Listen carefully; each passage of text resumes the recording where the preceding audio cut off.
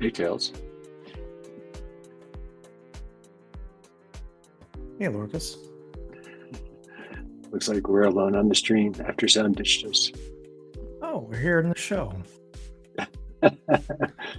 Yeah, it sounds like he's having equipment trouble. My mouse is charging, so if anyone asks me to do something quickly, it's going to be weird. So apparently, equipment malfunction is the word of the day. Anything of yours breaking? My water heater. Does that count? Oh no, that's horrible. Yeah. Oh, sorry, man. Good times. How's everyone doing out there in the chat? We've got Bananas. Hello. Oh, there's a chat. Who knew? Skill, B Jangles, yo. AP Risen's out there. Got Guy Mansbridge. What's going on? MA Onte's here.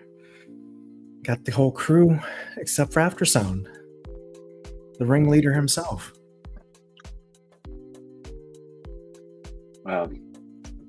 Not working is even worse than the massive delay, so I hope he's able to sort it out. Yeah. I know he's doing some decluttering and moving around his computer equipment and music equipment, so I'm sure that's probably related. Did you join the tournament? I was trying to decide to. It's going to be tough without a mouse. I did join the tournament. We got ABU today, so that'll be interesting. Can you guys hear me now? Yeah. Oh my god, I'm back on my phone again. So Perfect. dumb. All right, hold on. Here, I'll get my video on to this.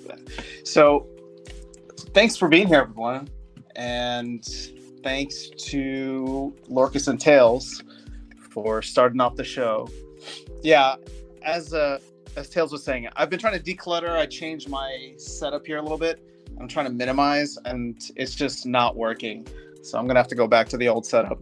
Or actually, what I need is a new laptop, because then I don't need all this other garbage. But it is what it is. How you guys doing though? Doing okay. We're getting a snowstorm, so I am loving today.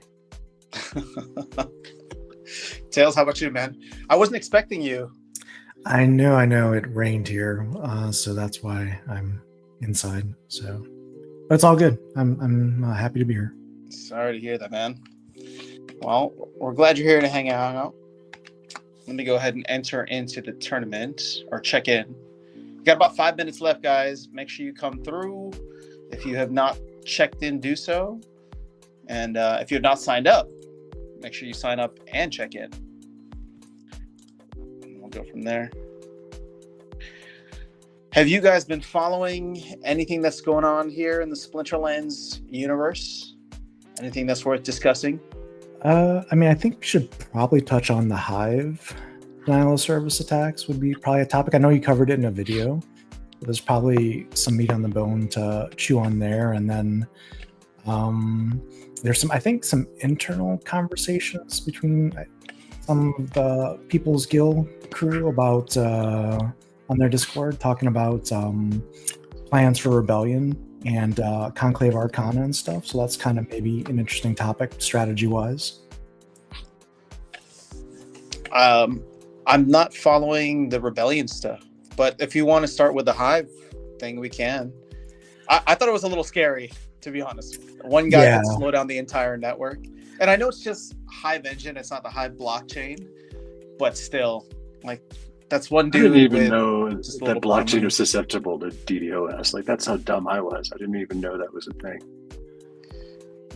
I think the scariest thing is, well, yes, it was one guy with 300,000 transactions or whatever, but the scariest thing to me, I don't know if you followed the Discord conversation that Aggie was announcing and stuff as he was kind of clearing through the queue and stuff.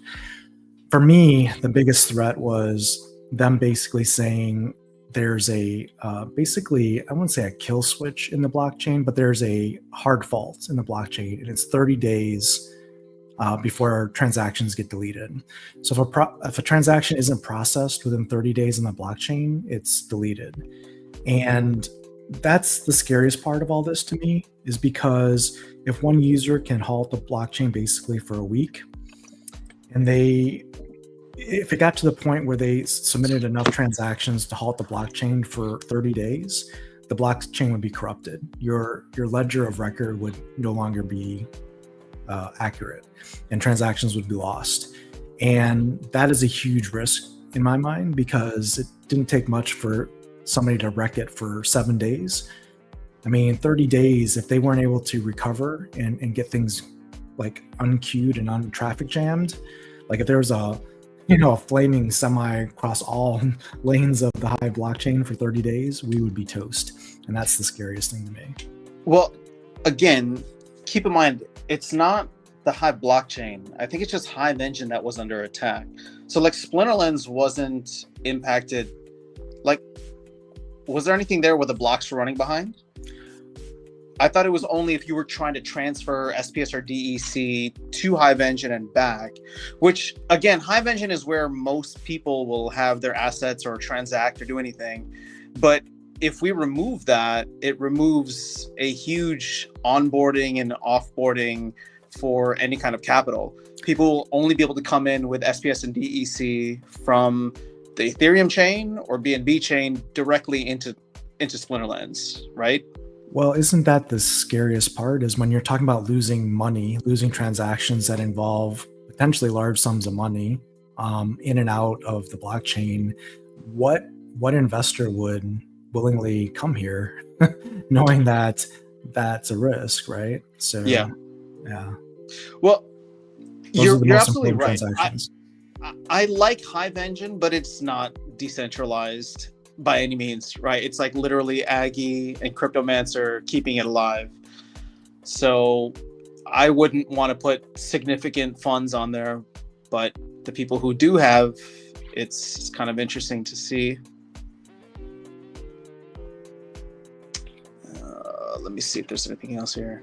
Tails, they said your video is frozen. Yep, it's been like that for a couple of years now. All right, Dragon's in the house. AP Risen. When do we see the Illuvium guy? I don't know. I don't know that there's any Illuvium guy. We've heard about this since October, so there has not been an Illuvium sighting anywhere. Onk12, what's up? Thanks for being here. Sorry, were you gonna say something? No, I mean, I think the good news coming out of that attack is at least I think they put in changes to hopefully harden the witnesses and prevent that vector from happening again. But it seemed like a pretty simple vector, and how it got past them seems a little sus, but hopefully it doesn't happen again. Hopefully, but this chain or this ecosystem is so small, it's so susceptible to anybody trying to come in and mess with it. Like, again, this is one dude who rented some resource credits and was able to spam the network. Imagine what happens if there's a lot of capital and people with a bone to pick. Yeah, that's what I'm saying. That's why you could easily have 30-day backlog that wouldn't have been able to be cleared, and then you'd have problems. Right? Yeah. All right, we got 20 players checked in. Looks like there's a qualifier round. All right, so I'm up against Scent of Heaven. If you guys want to land sheet off of me. Gonna call in the Lorcus Battle Helper?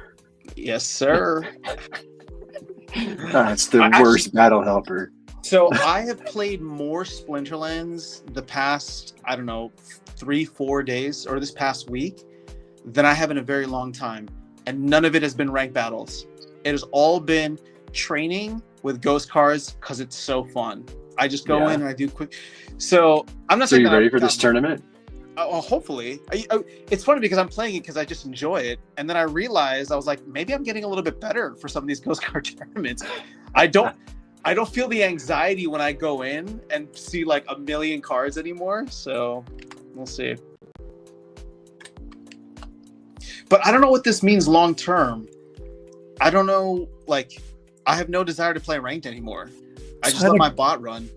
I had a question with that after sound. I was trying to understand what what about the new mode was exciting for you versus ranked mode? Was it just the win rate wasn't 50-50? It was higher. Was that what Picking was cards. the difference? It's to play with cards he doesn't own. It was just to play the game. Like my win rate actually was probably still above 50%. If I go and check modern, I was just disillusioned because I had like an 8-game losing streak. And then at that point I was like, you know what, screw it. I want to play, but I don't want to use an energy right now. And then once I started training, I was like, wait, I can just do this endlessly. And there's no stakes here. I'm just playing a game. Like all of a sudden it actually became even more of a game to me. And I was like, I don't think I'll ever touch modern again. I'm just going to let the bot run in wild. And I no joke, I've probably played several hundred battles of training just the last couple of days because it's fun. That's awesome. And also I go in and you'll probably see that I lose a lot of training because I'm trying to spam Nidhogger or I'm trying to spam someone else just to like test some strategies. But here's the thing, I'm actually very close. I was gonna buy it and then make a video to kind of prove my point, but I'm this close to buying a max level Nidhogger because I got a taste of it from Lorcas's delegation, and I was like, wait, this guy's actually kind of fun. And then I've been doing it nonstop, and I was like, I think I want this card long term. I don't care if it's delegations are not supposed to be financial advice.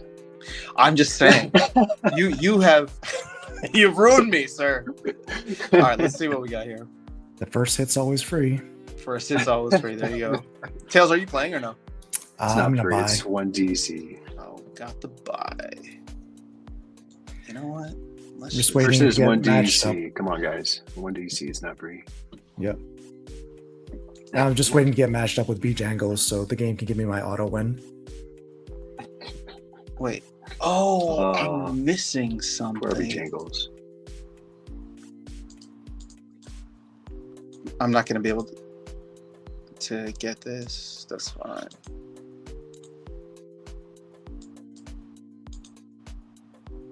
So, I don't know so all many these cards. fewer cards. There's just not very many. Yeah, whatever.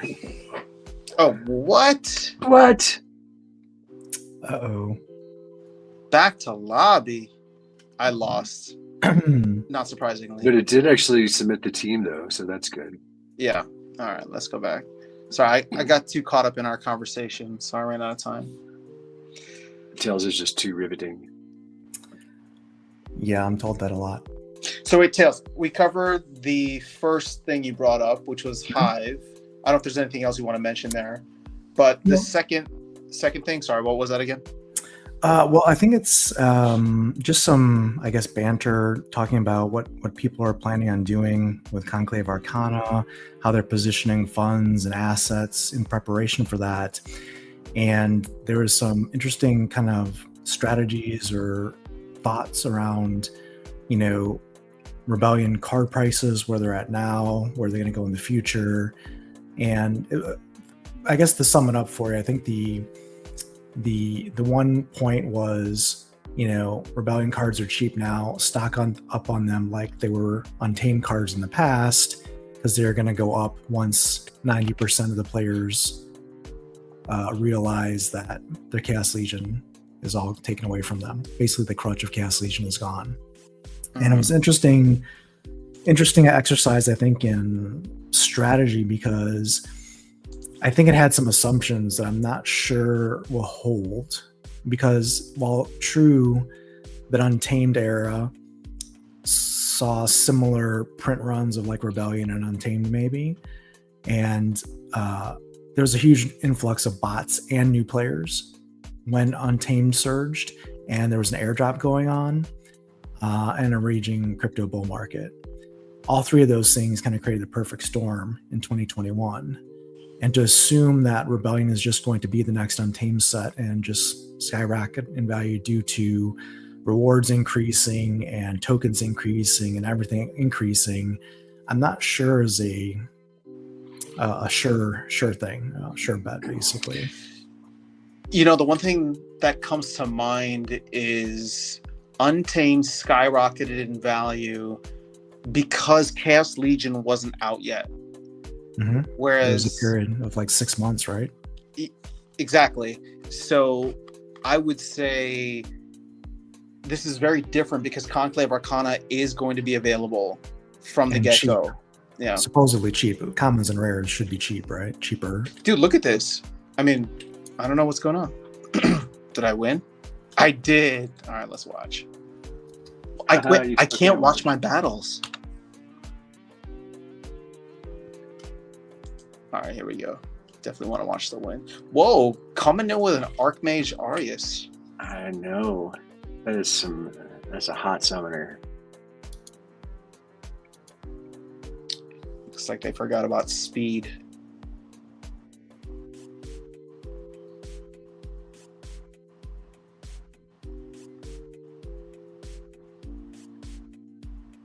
Yeah, that's what I've realized is the most important thing is speed. Doesn't matter which cards, which whatever, it's just speed.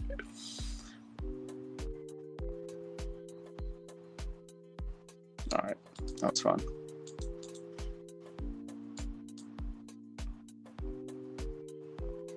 So what has the banter been saying then, outside of the differences? Are people planning on buying quite a bit? Well, I mean, I think one of this, I mean, I don't want to necessarily spill their strategies necessarily in the public, but I think they were just positioning stuff to take advantage of what they thought the arbitrage opportunities were going to be and price differentials between Rebellion today and Rebellion in the future and Conclave Arcana in the future relative to that. And they were, looking at strategies based around that. It's an interesting, I guess, mental exercise because there's a lot of, assumptions that you have to put into that equation to come to a conclusion that, guides your strategy. And I think one of those is, are there, since there probably aren't going to be bots in Modern buying Rebellion cards necessarily, because that's not allowed for that prize pool. The question is are there going to be the new players there to drive asset prices up, or is their token value going to be such where it's worth it to buy the assets to earn the token? Because again, if you're earning 40 tokens that are worth nothing, then the underlying assets to earn those tokens are probably going to be worth nothing too. So you have to have kind of a correlation of stuff happening for all things to kind of rise up. And if it's all not happening or parts aren't happening, it's, the equation breaks down basically. The only other, I guess, knob that I don't really know how to account for is survival mode. Bots will be reintroduced in that mode, but I don't imagine people would be buying Rebellion cards for that purpose. But I guess I don't know. I'm not quite sure. More than likely not. Just because of the cost. Because survival mode is going to be like an efficiency thing more than a win rate. Now, win rate's going to matter, but a win rate of a Rebellion summoner at like, let's say 5x the cost of a Chaos Legion summoner, whatever that X happens to be, win's a win, right? And not everything's 100% or nothing's 100%. So, you're going to lose a summoner at some point or, a monster.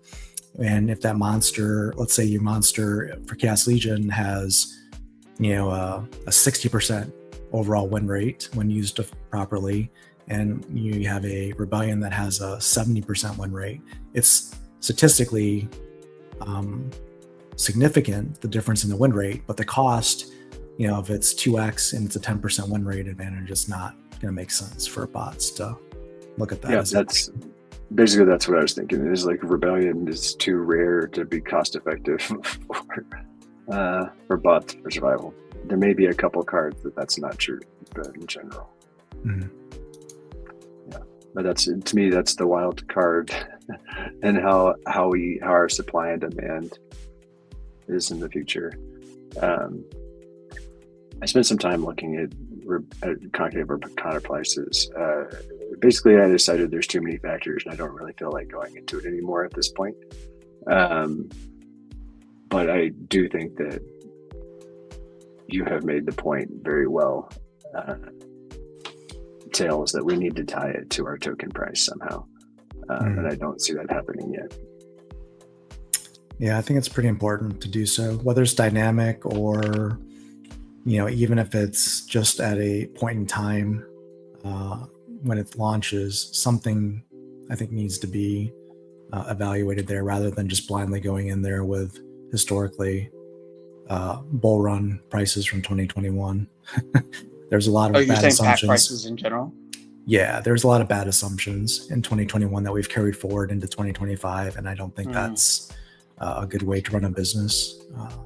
But yeah.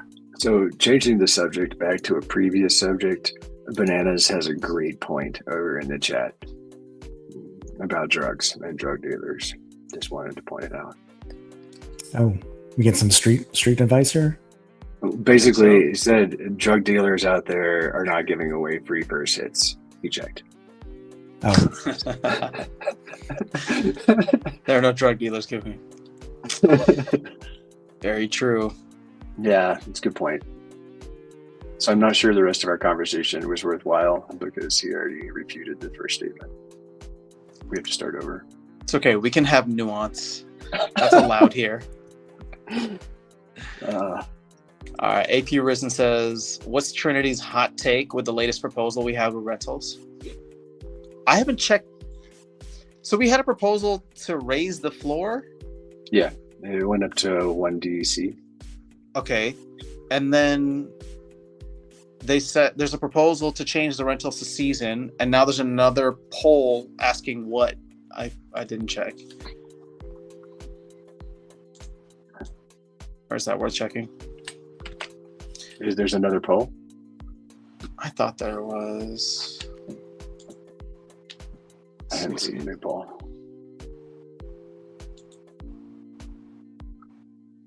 But I haven't been at my computer in like 2 days, so I don't know what's happening.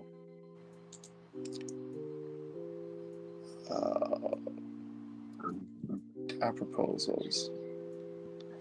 Yeah, so now they want to change season. Oh, so now they want to lower it back, is what they were asking. But it looks like most people want to keep it at 1 DEC per card per day. There's only 13 million SPS on this, so it's... I don't know. I'm torn. I don't know that I have a strong opinion. I'd say the immediate consequence of this 1 DEC is that there's like multiple people in our guild that were brawling that now are having a rough time renting what they were sustainably renting what they were renting for brawls. So to me, that's a bad reason to not like the 1 DEC because our brawls are exceptionally broken. They haven't been touched in like a decade or something. And they're stupid as shit. So if brawls weren't stupidly broken and hadn't been touched, maybe this wouldn't be an issue at the rental price. I like setting a floor on rental value. I think I would rather it be heavier on the SPS side than card rental side. But anyway, I don't know that I have a strong opinion. I just have thoughts. It's funny you mentioned that because this might be dangerous for me to say out loud, but I think I've stopped caring. Like, I don't know what they want to do, but at this point, like, I'm not a renter, and I don't have cards to rent out, so it really doesn't matter to me. But I can see the argument either way. What do you think, Tails? I got to put this battle in, but I do have some thoughts on that topic. Okay. So while he's doing his battle, I guess I think I've made it clear that I don't like the rental market since I'm sitting here delegating my cards versus renting them. Mm-hmm. I think the rental market has had far more of a negative impact because of the ability for bots to utilize it. So I kind of hate the rental market, and I'm not really paying attention to changes too much because at this point I would vote to take it away. As long as they left in delegations, I would be happy. Yeah. Just get rid of the rental market. Like, let people deal with cards with people they know.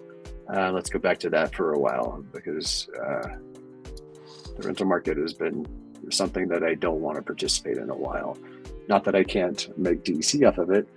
I feel like I am making less DEC than the assets are worth, and therefore I'm just letting someone else earn with them, most likely a bot. So I just avoid it. It doesn't feel good. Yeah, I would say all these rental changes recently, the arguments that I've been reading is that they do encourage ownership. And I agree, right? If rental costs go up a little bit, then it's better to buy the cards. I can see the counter argument that it does make it difficult for new players to come in and dabble. But I don't know. I don't know that there's a perfect solution there. If new players come in, there is a way for them to completely play for free and just play in the lower leagues. But what I would love to see happen, actually, and actually, this is great to get your thoughts on it too, Lorcas. I don't know that, like, the rental economy is good. I don't want to get rid of it completely, but I wonder if this would move more people in the direction of scholars and being able to find, like, especially now that we have tournaments like this, training, ghost card, things that the team is putting together, where you can actually find good players, or they can rise to the top on their own just by showing their skill. That would be fantastic, because then if you can match them up with, folks like yourself who do have extra assets, that could be something where it becomes more of like a symbiotic relationship, which reminds me of 2021. Because again, I didn't realize there was such a massive bot problem, but I was even at a point back then where I owned enough assets that I had scholars playing under me, and I didn't have much, but it was just that mentality coming in from Axie Infinity. And I don't think that it's necessarily a bad thing. I think it's going to be really difficult to find players who can come in and can spend X amount of $1,000 per set, right, to be able to play at the highest levels. But it does encourage players to come in who are good at the game, who enjoy the game, and now have an avenue to play the game in a non-competitive way. Sorry, B-Jangles. But what are your thoughts, Lorcas? Man, so much there. Yeah, the rental market is really good for allowing players to come on and dabble at different levels of the game and find out what the game is about. That's why I thought it was awesome at the beginning when it first came out. I guess I just don't know how to fix it. I see that people's goes talking about percent bonus to ownership, which I think is an interesting idea. We've talked about before a bonus to your earnings based on owning an entire set versus just the meta cards. So anything like that puts a bonus into ownership and is pushing people in that direction, I think is good. So potentially an interesting idea. Cool. I agree. Tails, you had something you wanted to say, but are you done with that? Let's skip over I just have another match start, and I'm about to lose it here, so I'll be able to give you my thoughts freely in just a second. I'll just ramble some more. It's fine. Well, here, I can go over some of the comments until B-Jangles is ready for round 2. So AP Risen says, launching nodes feels scary. I hope it won't mess up, or we could lose big time. Yeah. AP Risen says, maybe I'm just overthinking stuff. No, you're not. I think that's why the team has been so slow. Yeah. Banana says 0.1 DEC for anything is too low. No one should rent their cards. I agree. 1 DEC at PEG is 1/10 of a penny. I don't think that that's too much. There's probably some cards that won't rent for that, but if we're going to make useless cards and not get people like rewards for owning the whole set, then that's just going to happen. So. Yeah, true. Well, I don't know. I do think if we can get to a point where we can push the token values up, there will be scarcity in cards as well. But that's a belief I've held for a long time that I've not been able to validate because our token values don't ever go up. Well, I guess the other point to that is 1 BCX cards could become, even crap ones could become more valuable. So they are worth 1 DEC in survival mode. So maybe. Or you get it to the point where people will just combine to get either higher level or max copies of the cards, because they're not going to be able to rent them out at one DEC, but you combine them and you might be able to get a couple DEC out of it. Yeah. Shout out to all the weekend hardcore players. We literally got punished. Yeah, I agree with that. So this is really hurting people that come in and play really hard on the weekends because their rental prices are going up dramatically. So that's who this is targeting. I don't know if that's who they meant to target, but that's who they're targeting.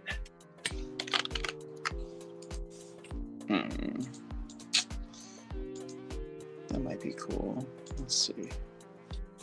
At least that's who it's hitting in my guild. The people that were renting for particular tournaments, particular things, like it just got a lot more expensive.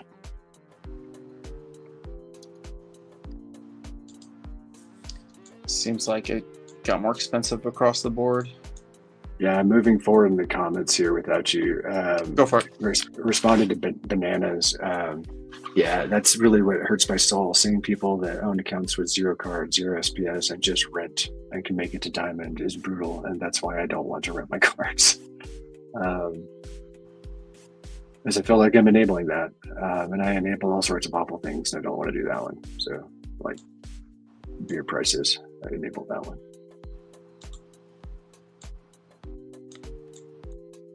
I don't know what I'm doing. B-Jangles, you're welcome. I want to watch what you did. I wasn't watching. I want to see. Yeah, what happened, Battle Helper? I need you. I was rambling about nothing. That's what happened. Oh my god, I'm missing. Well, yeah. Hold on. Good news. I think my strategy might work. For all of his little guys, we'll see. Almost just brutal. Yeah, but hold on. If you can take out everything, maybe. I think I can take out that entire back line with the redemption play. Oh, look at you go. And you got to connect. Oh, that was from a. Almost done. Oh my gosh. Nightmare is gonna take him out. Come on, Nightmare. Don't miss. Nightmare's not gonna miss. Oh, he's got a shield again. I got some thorns. Look at you. I mean, y'all see, I did this in like 40 seconds. So see, all my training is paying off. I thought you're drawing dead against Elmo. That was rough, but you proved me wrong. I went with the redemption play. GG's. All right. Well, B-Jangle's like top tier player. So if I don't make it past this round, at least I'll feel good knowing I got one against him. Yeah, this APU is fun. For those of us who haven't played Wild in a while, it's pretty nice. Well, even when I play Wild, I still go towards all the Chaos Legion cards that I have, or the new Rebellion ones that I have. Playing with this format is actually really fun, Lorcas. Thanks for putting it together. AVU is great. I absolutely love it. I wish I owned more of these cards for every reason that there is, but I don't.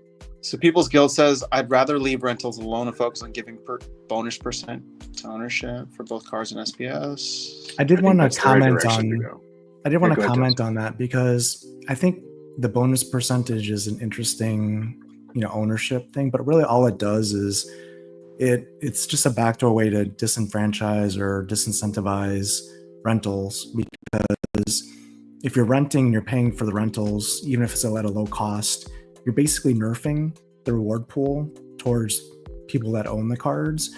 So all you're doing is basically taking a large percentage of the reward pool and just taking it away from renters. So while the rental prices may be low, the earning potential gets lower as well. So I don't think that really solves the problem from the rental market perspective.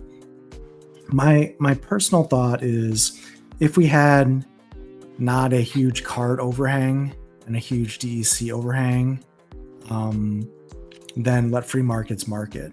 The problem is that's not the world we live in. We have a huge overage printing of cards, which is why the rental market is renting stuff out at fractions, 1/100th of a fraction of a penny, right? It's ridiculous.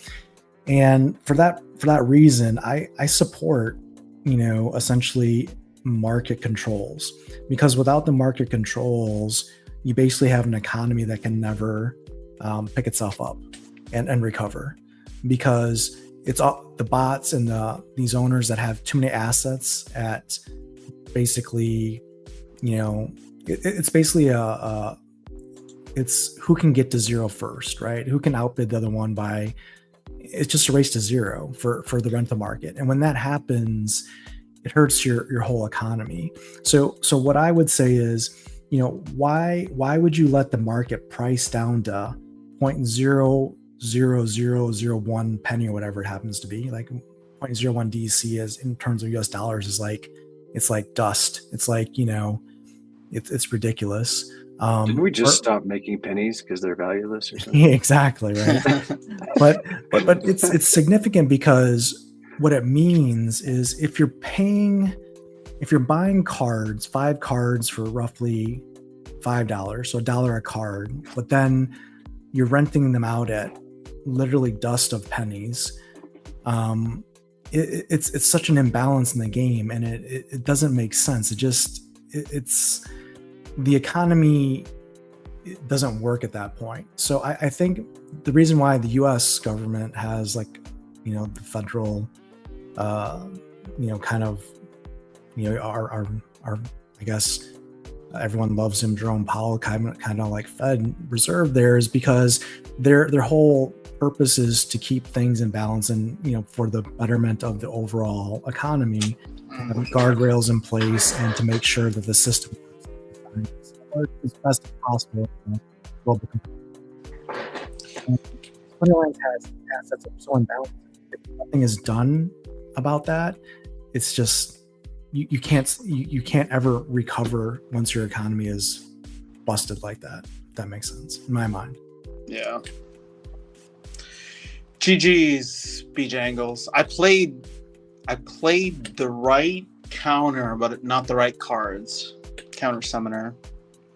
Didn't work. It is really hard to counter whatever that summoner is with Ulrich with reflection, because just so much damage is coming your way. It's brutal.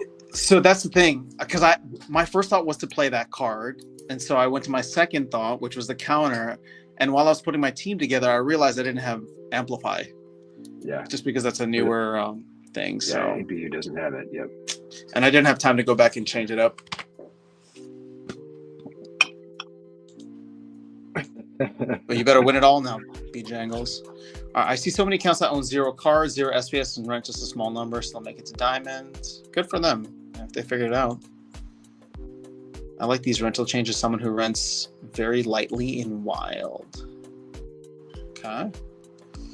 With almost 200 proposals have been completed, almost 100 of it has been implemented.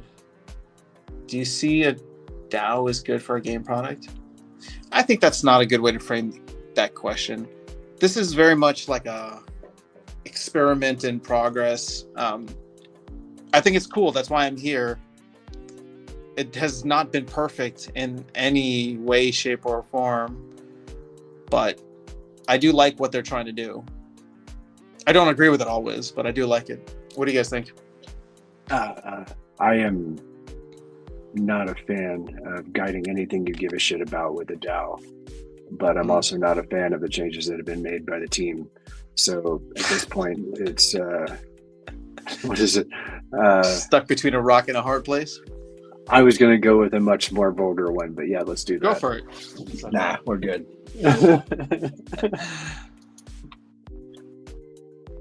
Tails, any thoughts on the DAO?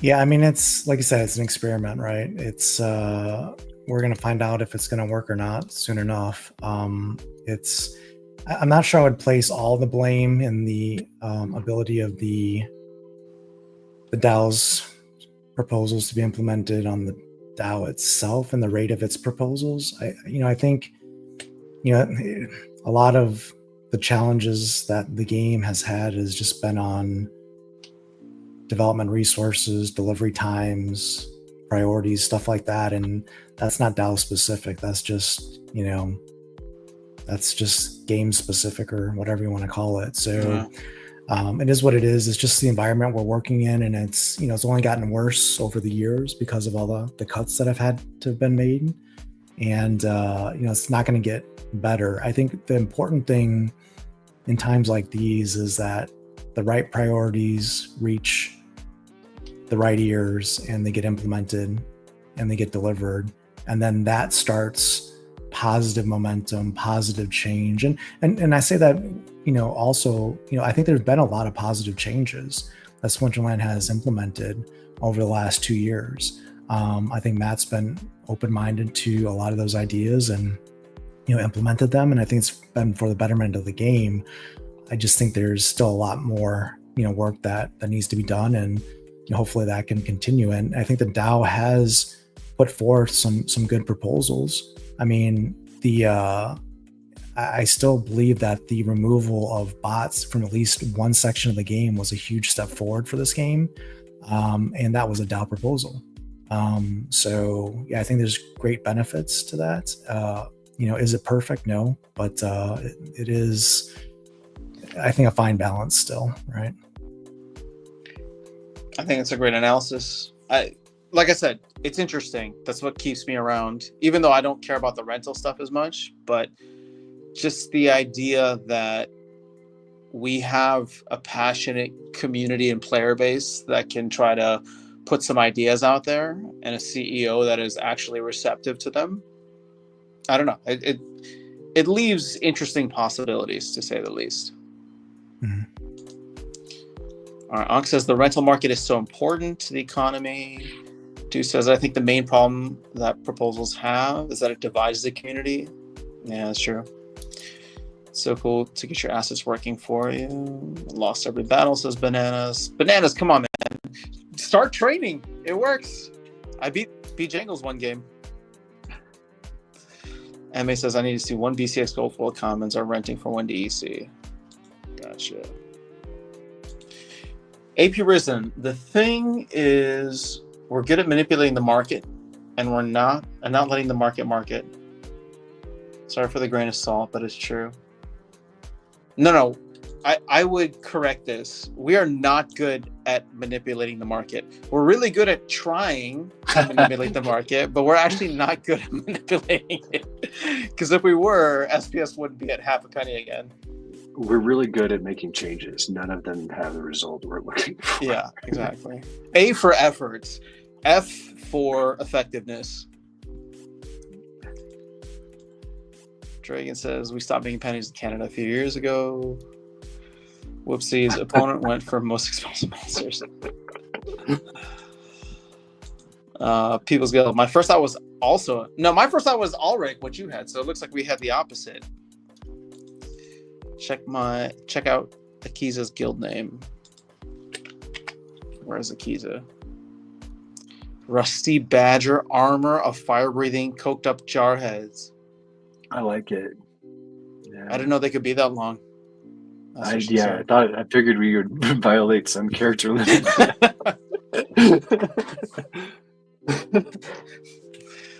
It just doesn't seem right that it's in 2 lines. I don't know. We need that's here. The part of this interface that doesn't seem right to you. Okay. I couldn't get past the character count, man. All right, so shout out to Xandroid, Monster Tamer, Romulus Remus, Deuce Crypto, Arkiza, Bjangles, Iwala. Oh, we got one more. Come on, guys. Wrap it up already. Oh, they did. So let's see. Oh, Bjangles and Deuce in... What is this? Quarterfinals? Oh, Deuce fled. Deuce. Oh, yeah, he said that over here. I was reading the chat. Never got the message for the 3rd round. Oh. User error. I didn't know that Deuce Crypto was a tiger. It's interesting. Joffrey's here. Joffrey, what's up? All right, so he says Matt can fix the game by making packs super cheap, adding more rare cards, reducing BCX into card levels, so many things. So here's a question I want to put out to you guys and then everybody in the chat. I mean, at what price point would you buy 3,000 packs? Because that is what is required to get a max level deck. I already did this math, and it needs to be tied to SPS price, and based on where I was, I don't think it makes sense if they're based on where I was. To me, SPS price needs to be about a penny for it to make sense for them to be $2 a pack. So if SPS was a penny, you're okay with $2 a pack. We're half a penny now, so it should be $1 a pack. Or I'm assuming it's not linear, right? It's not. I just basically set the limit on it at a penny. It's like let's just say that we're going for that at the limit. I used an SPS price from a penny up to $1. I'm thinking even if the regular packs were $1, how many people are going to be spending $3,000? That's a lot. Every 18 months, and that doesn't include mini sets or promo cards. Yeah, I'm not sure I'm buying any Conclave Arcana. We'll see. Ooh. It's a big announcement. Not to me.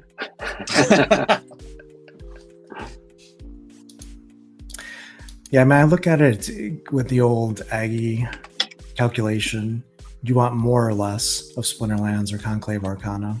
And I mean, that's the question I think a lot of people are going to be asking themselves fairly soon if they haven't already. And yeah, I mean, that's the question. It's not whether you'll spend $3,000. It's whether you'll spend any money or some money. I think it's a better question. Okay, so Matt needs, or the team needs, like $3 million of revenue per year. $250K per month. Let's assume that they put out a, maybe this is too tough. Like if they were to put out a new set every year, no promo cards or anything else. I was trying to think of like how much they would need to sell it for and how much there should be. Because sorry, go for it. Well, I was just gonna, I think we're approaching it all the wrong way, because we always look at the same problem. We always try and, basically slam in numbers to make it make sense to us. But I don't think the answer is always just release a new card set, sell packs, cross our fingers, hope for the best. I think the answer really is, the game has to change. We don't have cosmetics. We don't have battle passes. We don't have collectibles. We don't have, they try to do limited things here with Heloise, but it's still a card that's using the card, the ranked battle system of the game. I think really the question that the team should be asking strategically is, how do we increase the excitement and utility of the existing cards and provide new ways to be able to sell items in game that energizes the community, and that's through new game modes, through spells or items or something different. Mm-hmm. Because if they keep going back to the same well of creating more cards, adding more rules, like I had a rule set in this tournament. It was the range, the arrows only rule set with return fire with silent summoners. And it was 12 mana. I'm like, what the heck am I supposed to do with this? I could only use, it was just ridiculous, right? So it gets to a point Queen of Crows isn't even available. It's horrible. Yeah. It's just like, this is not even fun. This might as well be math homework. It's crazy. So they need to get to a point where we're not just doing the same old thing over and over again and hoping for success. And I think that comes down to not just trying to sell cards and packs. It needs to be new game modes, take the cards and the mechanics that you already have today and do something different with it to provide additional utility and more fun in the game, and then sell stuff around that, right? And So that, there's only one major problem with what you're saying, Tails, and that's that the team has literally never delivered something that wasn't a fucking pack sale. Like, I don't know of a damn thing they've actually delivered. That's not that. So, well, I mean, I don't know how that ever happens. Like, this is the only thing they do. I know, but at some point there's so many cards, and it's just like it's gonna be a broken record that's not going to sell anymore at some point. So my I'm personal 100% with you. I just don't know how we get there with this team. Like, they don't do anything besides make cards. That's it. But they could. That's the point, and I think with land, that's when it gets developed, that'll be something different to do in the game, perhaps, with cards. I mean, maybe not with cards because they went a different route with that, but maybe. Well, I mean, survival mode is just the same game, just botted, so it's not really, I don't think, going to be a thing. But I mean, there's. If you look at some bot-generated cards, maybe that's where this game is going. Well, I say that because if you look at the roadmaps of other Web3 games, they always they'll have their core game modes and look at ways to kind of add to that and expand upon it to keep things interesting and provide more avenues for sales. And I think that's something that's been missed here in this ecosystem. I mean, I don't disagree that there should be more features and things added to the game to make it feel more inviting or engaging. But my thing with the cards has always been, if you want true scarcity, then create scarcity. So I guess what I was trying to say earlier is, instead of like throwing out 15 million packs for Chaos, 10 million packs for Rebellion, 6+ million packs for Conclave Arcana, come out with a set that only has like 500,000 packs. And like, that'll get scooped up. And it goes back to this idea of what Aggie was saying while he was around, where not every player shouldn't have the same collection, right? And if you want to, you're going to have to pay a premium because you're going to have to buy it from somebody else that bought whatever packs. And so this is what I was saying. If they had more frequent pack sales, like, let's just say they released 2, not major sets, but you could count them. Think of them as like 2 half sets, right? So one in January, one in July. But then combined, it would be the same amount of cards as like Untamed and Dice or Chaos Legion and Rift Watchers, right? So that many cards. But you make it so that there's just not that many. And as long as the team is earning something on those cards, or earning enough to keep going, I know it doesn't keep it open for long-term revenue, but man, those cards would be super scarce. And I don't know. But weren't the promo cards super scarce? I mean, that might work out in the end for the buyers of those cards who bought them. Like, we're already seeing, cards like Reclanoman, some like old foils and stuff go up in value on the secondary market, at least the list price. I mean, not the sale price. But that's not necessarily beneficial to the team if they don't sell a lot of them, right? Mm-hmm. You're right. But I don't know. I think I like what both of you guys are talking about. I like what Tails is saying, which is the team should figure out a different way to fund itself than always producing cards. Fair.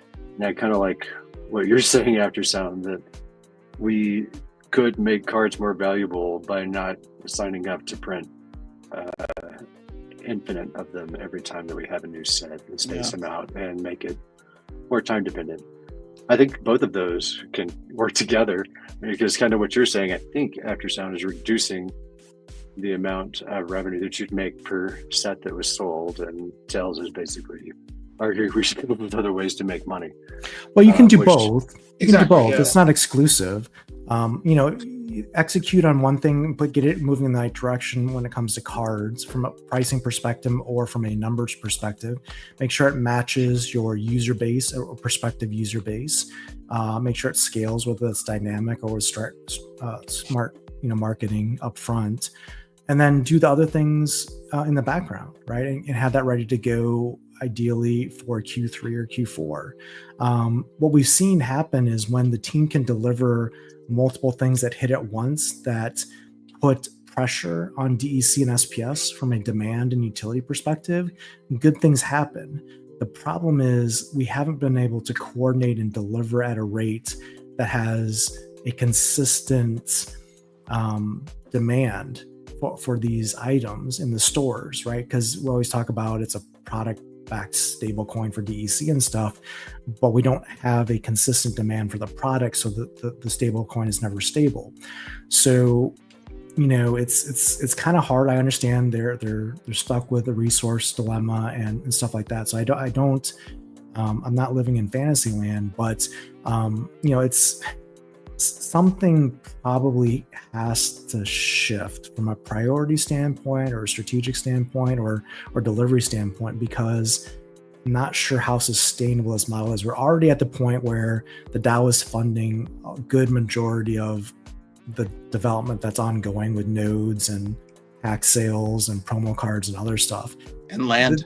The DAO is not indefinite from a money perspective. The only reason the DAO has money is because Splinterland's team has been able to pilfer the coffers and mismanage the funds, to be honest with you. So now that they're having to rely on the DAO for funds, at some point those are going to run out. And when the DAO only has DEC and SPS as value in its coffers, we're in trouble, because who's going to buy the DEC and SPS from the DAO, right? So it's something needs to change probably sooner than later.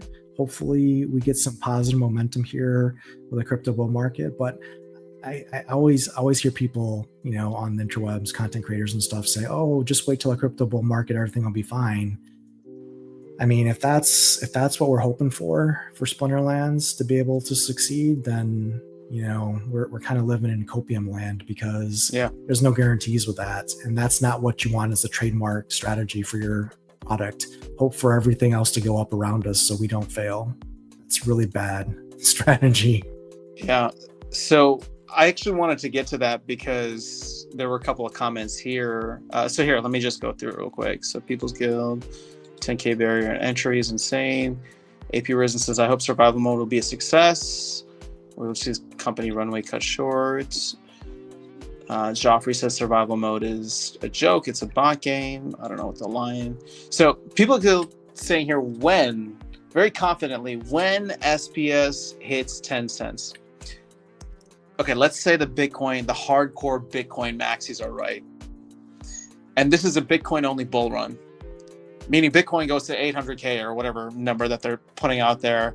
But alts never have a season, because what you're seeing right now is when the money rotates, it rotates to dumb meme coins. It's not going to anything with actual utility.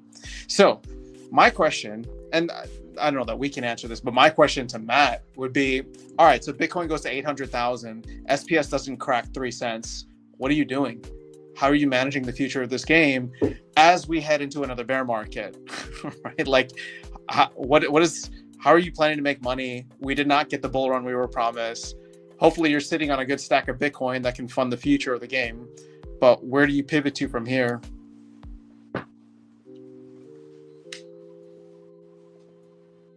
Don't answer all at once. I'm just kidding. It's a question from that. Yeah, I wish I could answer that for you. All right, so Deuce is a great player. Joffrey says, absolutely. Parallel sells its packs and its tokens. I mean, so does Splinterlands, but we have too many tokens. But here's the thing. Look, to the point I was just making. Prime is at like $6. I'm actually down what I bought since I didn't trade it properly. But Parallel has a ton of stuff going for it. And actually, Tails is making some awesome Parallel content. If you guys want to follow that, you should. And they have some really awesome stuff coming this year. And even their token is struggling. So if they have the connections, the money, and it's just not happening, like, I don't know how we can expect that to happen further down the risk curve. But I don't know if you want to give an update on that. No, it's not specific to Splinterlands. I mean, the whole Web3 gaming market, from a market cap and value perspective, is in the toilet right now. Mm-hmm. And you talked about it with the, the Bitcoin kind of stuff earlier. I mean, it's just it hasn't come anywhere near, the gaming segment or altcoins at this point. And hopefully it does. I mean, I think it will at some point, but it's not there right now. So whatever you think the best project in Web3 is, whether it's Splinterlands or any other project, they're all in the same boat in that they're down at the moment. But it's what teams are doing when they're down. Are they heads down building and planning for the future and putting the next things in place that are going to take them to the next level above the competition, not just in Web3, but in Web2? I think that's what you have to look at in a project. What are they doing amongst all the noise? What are they communicating? What are they delivering? And this is for Splinterlands or any project you're involved in. And, if hopefully you see what you like, and if you don't, then, pivot and find something else, whether it's in gaming or other parts of crypto or even, traditional stuff if you're not into the GameFi. So. Yeah. All right. So AP Risen says, I'll buy $1 USD worth of packs and put $10 every day to DCA into the packs. Interesting. Deuce does not buy packs for complete sets, buys to max out the promo cards, and then bids on gold foil. So AP Risen, it's not enjoyable paying packs for $4 that devalue over time. Agreed. Bananas, yeah, we just don't earn much at all anymore. It's hard to want to spend thousands of dollars. Not only are the packs $4, but you have to buy the wagons and stake cards to get the airdrops now. Yeah. Oh yeah, don't forget about Lamacron. Matt should work for free. I mean, I think he is at this point. Llama plus whatever. All right. The thing is, whales love the packs to be expensive. That's why we're struggling. Do whales really like? Do you like expensive packs, Lorcas? I don't think I count. I mean, but you went heavy last time, so you do count. You're talking about the people that actually have the SPS stake to actually make a difference in these boats, and those people do want expensive pack prices. But so no, I don't consider myself one of them. So sure, whatever. Yeah. No, I disagree, but I disagree with those people every time we have these conversations. But they're absolutely correct. The whales that make our boats with SPS want expensive packs. Gotcha. Okay. So for now, it has to change. What are Crossroads, says People's Guild. Our business model 100% has to pivot, or California is our swan song. Yep. AP Risen, Matt always said people shouldn't buy excess amount of cards, but would that be good for the products? And so, I don't know, man. Eka, this game is still alive. I mean, as you can see, barely.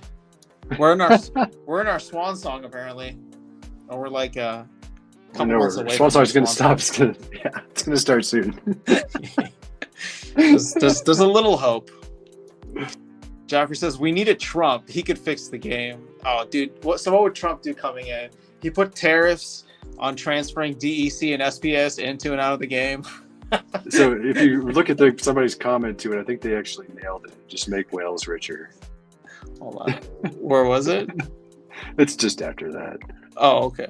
Just continue. California should be 500 packs. At $10 a pack. He doesn't fix anything. He would just make the whales more wealthy. Well, you have to put a big tariff on there. Everyone could be a wealthier whale. So for everyone, is it good that rebellion is scarce? I don't know if it's good for everyone, but it's good for the game. I assume he meant that for everyone to answer. I left him a few posts after that. No, you're not allowed to ask questions, AP Risen. Get out of here. Rift Summoner, what's up? Oh, Lorcas, this is you wrote it out. Sorry, I know. I'm only 7 minutes behind on chat. Let's catch up. Happy weekend. Happy Valentine's Day. None of my comments reference to when it makes sense to send cash. All problems will be fixed if we get the player base that we've been wanting. Yeah, that's like another dream. Just like a 10-cent SPS. It's coming one day. New players are coming one day. I do think it's funny how the 10-cent SPS is the new standard, it seems, versus back in the day it used to be $1 SPS. So we've kind of moved the goalposts there a little bit. Well, my reason $1 didn't last long. Yeah, $1 did not last long. But I have a couple reasons for 10 cents. Well, actually, the main one is from a market cap perspective, that would be a new all-time high for us. Correct. And so to me, it's like, if we're going to do a 10x from here, or a little bit more than a 10x, I actually think that's our cycle high. I don't know that it goes higher than that. And I think it just touches it, right? I think we'll play in the 3 to 5 cent range. People will get excited. A bunch of money will come into the space. It'll push it to 10 cents. Everybody buys in at 10 cents because they think it's going to $1, and then we crash. And then we just have a bunch more bitching and moaning for the next 4 years. I mean, think about how great it would be to have so many more people bitching again, because we've lost so many of our people that used to bitch about stuff. It's too quiet. We need more drama. I don't know. You probably need more people. You probably saw that in one of my videos. I mentioned that. I mean, we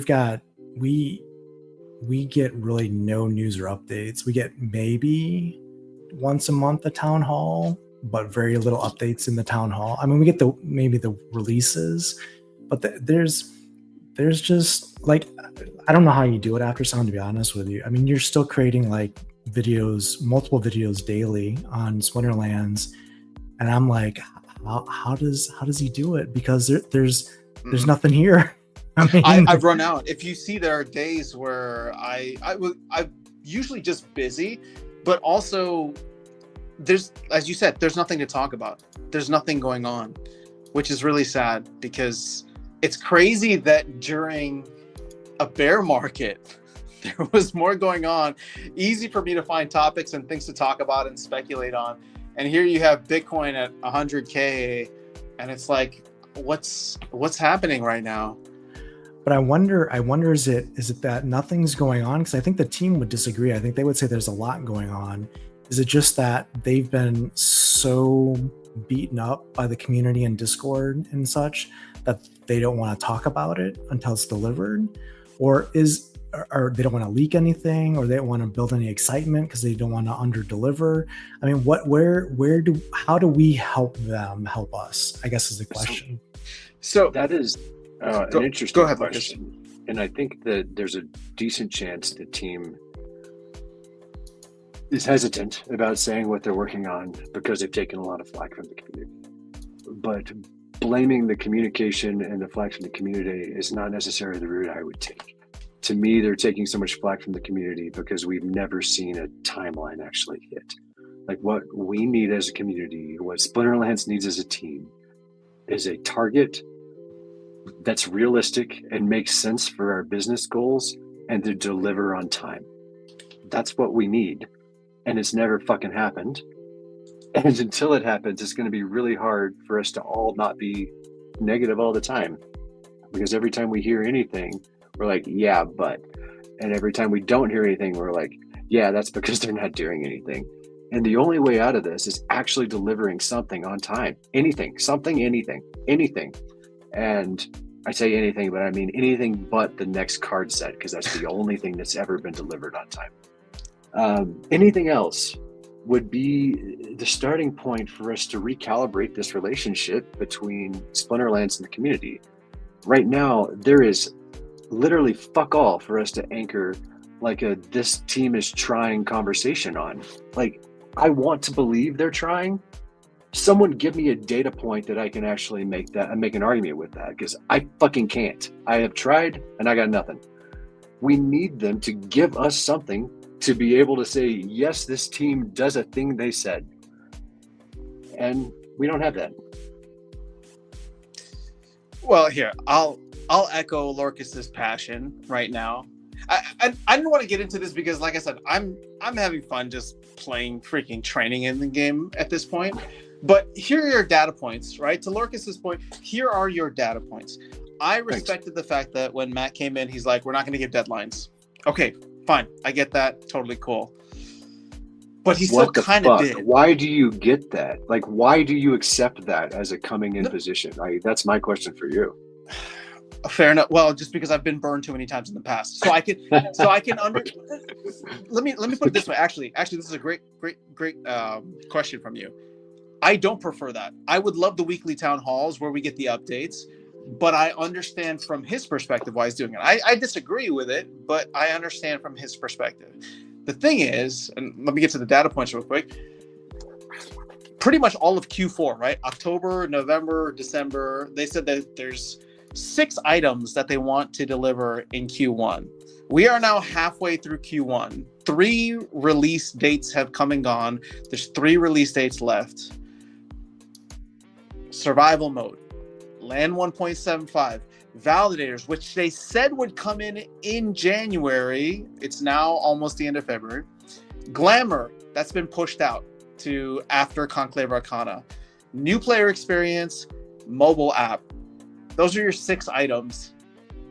I don't know what's coming when, but we already know that Glamour is not coming out, right?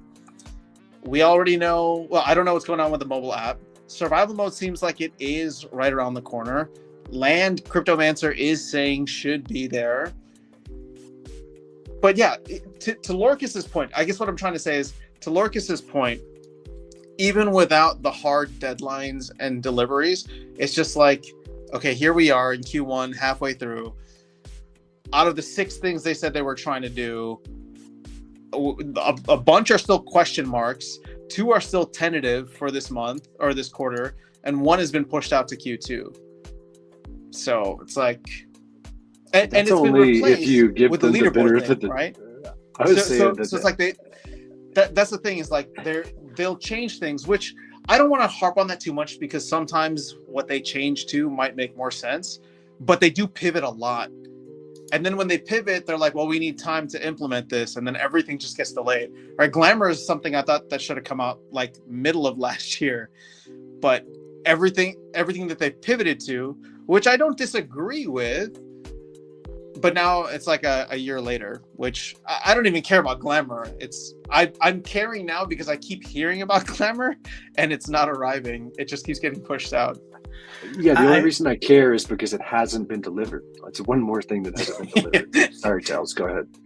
No, I mean, I guess what I would say is it's not surprising to me to see these results, honestly, because you have Matt on record saying he doesn't like project managers. They need to go and not be in the company because they just cause problems. And so you have no project managers managing dates, priorities, or deadlines. And then you have Matt talking about his management style and how he just lets the developers deliver when they deliver. And when they get it done is when they get it done. And I think if you were to take that over to X or to Meta or to some of these companies in the corporate world with that kind of management style, you'd be shown the door within 24 hours, because it doesn't work in the real world for investors and for to get stuff done, to have leadership that's completely hands off and says, I trust you guys to get it done. Go ahead and figure it out and let me know when it's done. And then not have any project management or accountability or any measurements or any, anything like that. So can I interrupt for 1 second and say that does make sense if you have a company that has a history of delivering on time? Well, I'm just saying that it's a culture and a leadership thing more likely. I'm just saying that I'm guessing. I don't know. I'm not in the meetings. I'm not, there to understand what's going on behind the scenes. But it's probably not surprising that the dates keep getting missed, because that's what leadership is telling you how they're managing the situation. So it is what it is. And I think the chat has said, you just kind of have to expect it and roll with it. And that's why my question, or I guess my statement earlier was, when you asked, would you buy $3,000 worth of packs? And the question that I think a lot of people in the community ask themselves is more or less. Do you want more or less of this? Given what we've seen. And I think a lot of people are at the point where, if anything, it's just kind of a neutral wait and see at best in some cases, because of, what we've seen over the years. And to your point, Lorcas, how do you fix that? How do you change the momentum? Well, when you say something, you do something. When you say you're going to do marketing, you do marketing. You don't plan marketing for 3 months and have no plan to show for it 3 months later. It doesn't take 3 months to get a marketing plan together when you have 3 people. So you just, at the end of the day, you just have to deliver. You have to pull up, put on the big boy bands, and just get to work and deliver. And that is how people start buying more packs, how people have pride in the project, how people, want to spend time and money here. When good things happen in the game, people will come back to the game. When nothing happens in the game, people aren't going to come back to the game. Can we do a little? I'm totally triggered by this latest comment.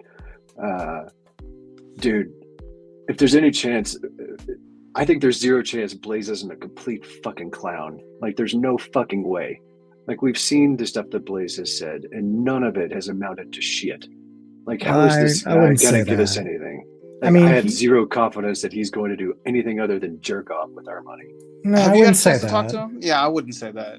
But unimpressed. Entirely unimpressed. Like, my dog could do better marketing than this clown. Like, he's a fucking asshole. I don't know. I wouldn't say. I don't think he's started though, which is a frustration. Yeah, and I don't think he has started. He's had the position. He's been making comments to push marketing. He's a fucking clown. Prove me wrong, Blaze. Go for it. We'll facilitate that discussion. Well, I want to be fair. I mean, look, the team's not on this to defend themselves and to give commentary, so we have to be a little. Agreed. We have to be respectful and stuff like that. I think what we have to do. Blaze is the one that totally came down on this stream for actually having a stream after Town Hall where we didn't fillet everyone that talked. That was Blaze. I would just like to point out that was our marketing genius. That's Blaze. He wasn't at the last.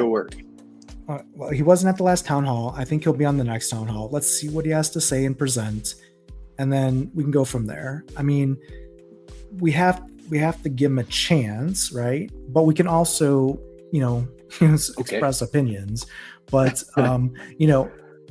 we can't just. I don't know that clown anything. I don't have to give him shit. I don't owe him a chance. He owes me doing his job. I don't owe him anything. Well, the company, he works for the company, not for us. But yeah, so I'm sure he's. I'm not sure who pays the bills these days. I'm pretty sure it's us. Well, the Hive Fund might pay for the salary, but in either case, I think we can definitively say there's still some frustration in the community, and I think it goes back to having more open communication, either more content or more frequency, more presence on streams or town halls or something to fill the gaps. Because as I was mentioning before with Aftersound, Aftersound's putting out a lot of great Splinterlands content, but it's stuff about market prices and speculation and stuff, not about actual Splinterlands material content per se, because there's nothing there. And I think if we had more to focus on as when it pertains to the game and the vision or the next things, and we should hopefully get it soon. I think we're kind of, to your point, Aftersound, we're in a period where they've promised 6 different things and we've got 0 out of 6. And it's been that way for months now. So we're kind of chomping at the bit, like, give us something, right? And I think that's what, the frustration might be right now. I will go ahead and reiterate, I am frustrated with Blaze. I don't think he's done a thing. He's done nothing but be harmful. If he wants to be helpful, I would be happy to say he's helpful when he does that. Hasn't happened. Okay, so let's define some parameters here. To your point, there hasn't been much done on marketing. But to the counterpoint, they haven't tried to do much when it comes to marketing. So what are the things that you would want to see or you would need to see in order to determine that he's doing a good job, or at least doing his job? The only point of marketing is to bring people into this game. So far, the comments I've seen from him make me want to leave the game. So I don't think he's doing a good job until I see that his marketing is bringing in more players. I'm not sure why he's around. We have seen some new players come in, but it's not what I think anybody was expecting. 3 a week? Is that what we're talking about? Yeah. Okay, yeah. Yeah, he's doing a bang-up job. I don't know. It seems like everything was delayed until Conclave Arcana, which again, I don't know why new players would care about this new set coming out, but that seems to be where things are at. All right, let's take a moment to catch up on some of the chat. I think this is almost done. Let's see. So we got Ilwa, and all right, they're still battling it out. I think you have to refresh. It won't show you till you refresh.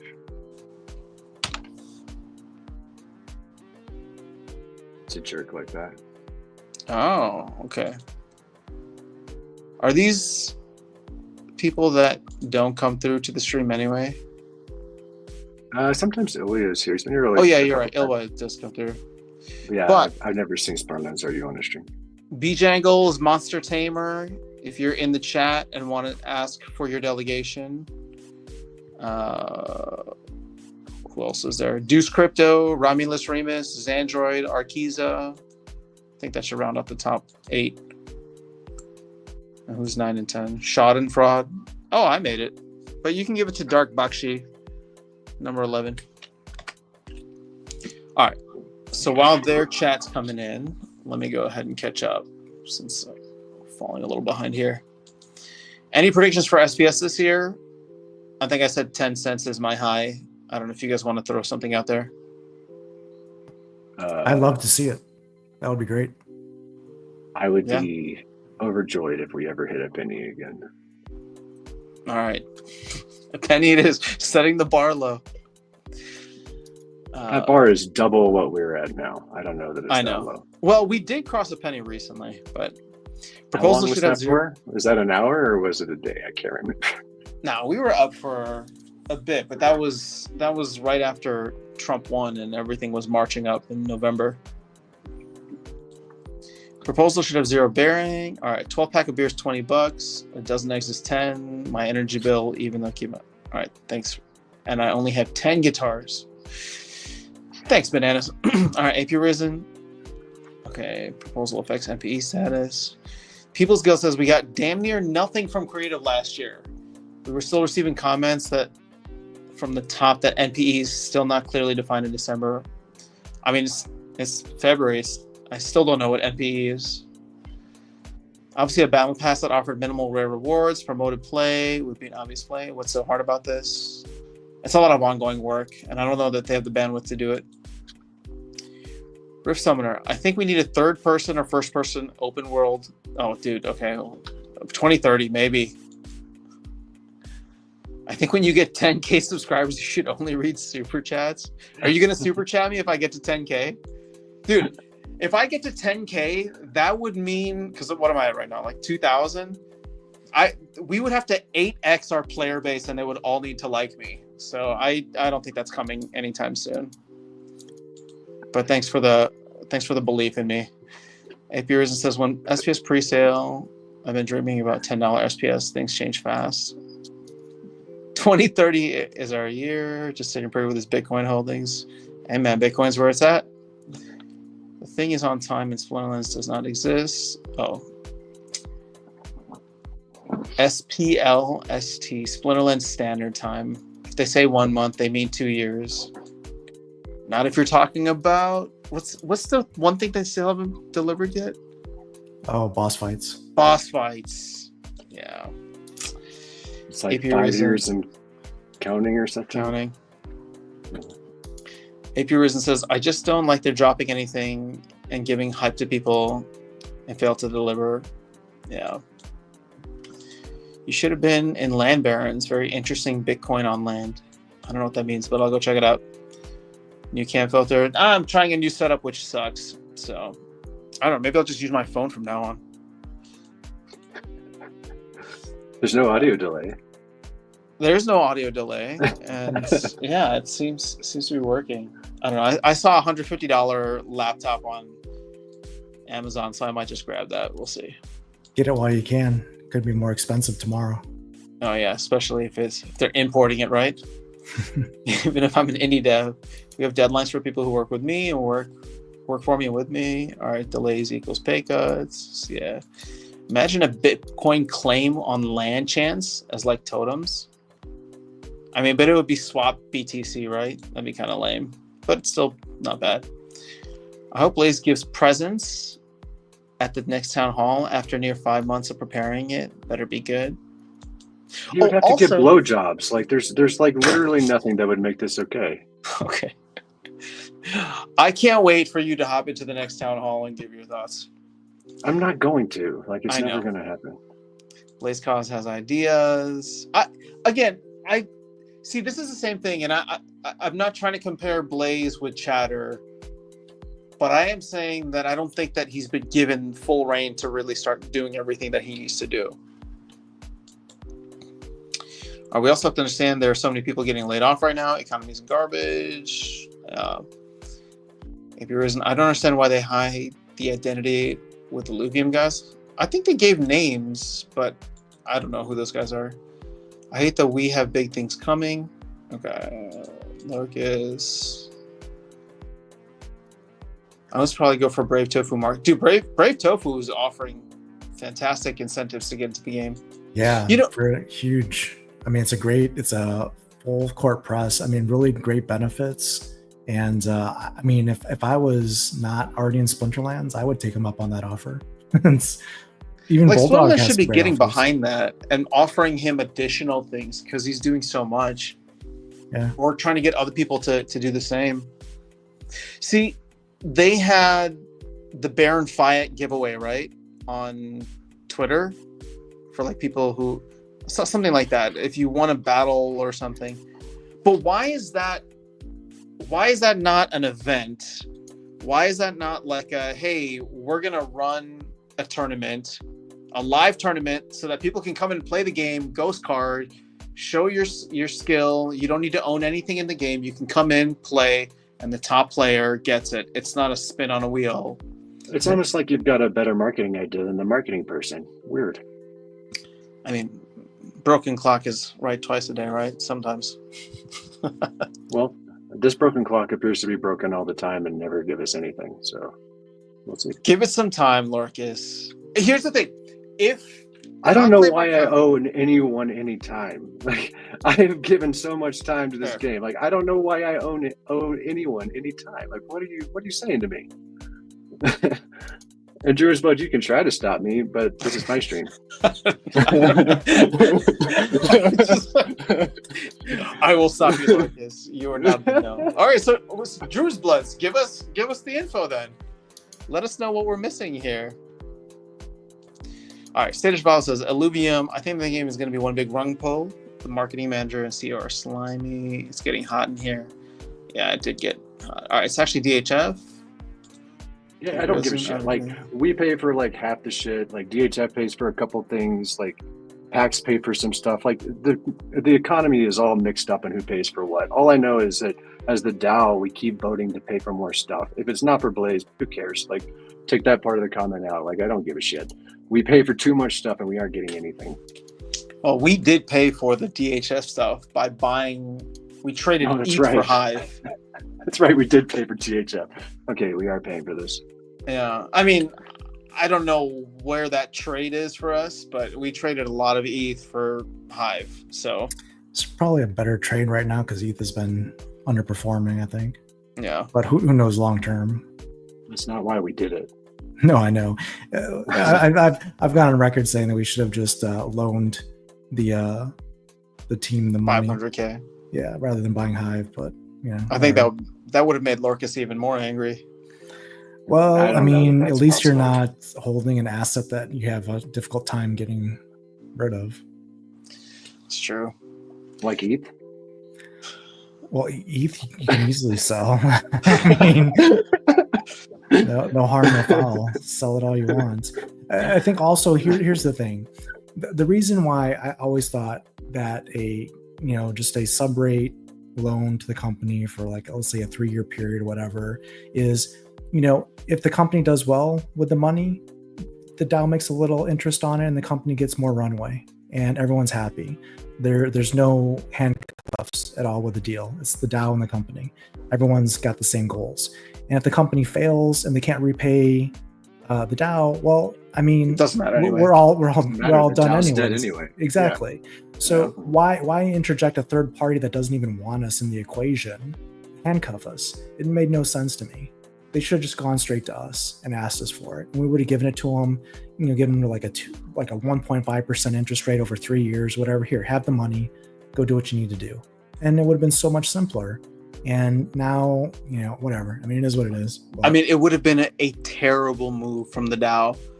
Why would you give a non-revenue generating company a loan? I think it's a much harder sell. I get why you're saying it's good. Why would you do it? Because if the company doesn't succeed, the DAO doesn't exist, basically. You want the company to succeed, because if not, you're just basically conserving your funds to pay out pennies on the dollar. Well, the DAO's kind of backed by Hive now, and Hive can survive without Spinnerlands, but I don't know how good it'll be. I don't know if that's true. I mean, the DAO has what, 500,000 Hive-backed dollars, whatever it is. I don't know exactly. I mean, we just swapped ETH for HBD. I mean, that equation doesn't make sense. I mean, the whole point of the DAO was carved out with funds that Splinterlands accumulated during, basically its creation and its run up prior to 2021, and with the SPS sales, right? So the SPS token drop. So those funds should be used, maximize the use of that. Honestly, should be used to further the goals of this game and its roadmap and vision. Anything else is suspect, right? It shouldn't be in the charter of the DAO. And why wouldn't helping Splinterlands, the company, be able to do more stuff for the game be something that we would want to do? To me, it's literally the only purpose. That's the only thing we should be doing with their funds. Fair enough. I mean, it's not the greatest thing to be having to do. I mean, no one wants to loan a company money at a sub-rate rate just to keep the lights on. But if it's got to be done, I'd rather the DAO do it than like a group that is hostile towards us most of the time. Yeah, well, definitely feels like we're being held hostage in some ways. Okay, congrats to Ilwa for winning 9-2. Very impressive. So Ilwa, Splinterlands, RU, Monster Tamer, B-Jangles, Arkiza, Xandroid, Romulus Remus, Deuce Crypto, Schadenfreude, and Dark Bakshi. If you want to go ahead and throw your preference, that'd be great. The list is here. If you go into the details of the tournament, and you'll see what's available. While you guys are doing that, let me catch up on the rest of the chat, and then we can wrap this up because I'm sleepy. So Druid says, that is so true, Tails. Know the known. Banana says, Blaze is all over X, but I don't know how much that helps. There are bots that do that. I did enjoy dorky looking SP character and funny trolls on other chains. Bottom line is DHF proposal been paying for marketing, says Joffrey. Nothing to show. AP Risen says, yeah, I prefer putting him in the marketing. He also buys a ton of chaos support to support his NPE. Who are we talking about? Rare Tofu. Okay. Druid's Blood says they are not reading comments. Come on, dude. We are. I'll even jump down to your slow. Yeah, we're just slow. This is what? We're 13 minutes behind, so there's a little bit of delay. He says, Lorcus, you are better than those comments. Oh, man. You just don't know me that well. I'm not. There you have it. All right, so I agree. Joffrey, marketing is going to pay for by DHF, but not much results. Delegation say, all right, Locus, I'll take a Lorcus, por favor. All right, so People's Guild wants you. I love this username. Why not put to community vote to demand for a team to find new effective responsive employee specialists because they can't pay a new employee. Can I get the Fizzbo back again, Lorcas? That's MA1T. MA, did you win? Are you a top 10 player? You are hanging out in the chat, though, so I'm inclined to say yes, but it's all up to Lorcas. I already sent it. See, Lorcas showing some love. All right, I really enjoy the In Leo collab. I don't know what's going on there. I don't know what that is either. I was curious about that comment. What is that? Is this something where you can like post something and then earn an SPS rather than Hive and Leo token? I don't know. That tournament was cool. Blaze Cost and Infidel. I missed it. Well, I'm glad it was good. His one recruit will buy $1,000 worth of SPS. Oh, you're talking about Brave Tofu. Oh, that's pretty good. SPS nice. Voting to demand the SPL team to find specialists to employ. Oh, we need a lot of specialists. Druid says, we respect the Brave Tofu. Same as you, Lorcas. I do agree, but I still believe in the Steam Monsters team, yet we are transitioning to the DAO. AP Risen, the game will be owned by the DAO soon, as Matt wants it that way. I'll watch the stream later. Lots of spicy topics, indeed. It was fun. Drew says, Tails has memory, but how do you use it? Drew, I love your comments because I don't understand them, man. But I love your passion, bro. Tails has memory, but how do you use that? What is that I'm even? sure Tails was telling us something from the past, but I don't know which comment he's referring to. Oh, okay. Tails, do you know what he's talking about? He's referencing your memory. I need a translator. I'm not really sure, to be honest with you. Okay. Oh, we got Ilwa here. Congrats on the win. Wait, was that you? Yeah. Wants an eternal tofu.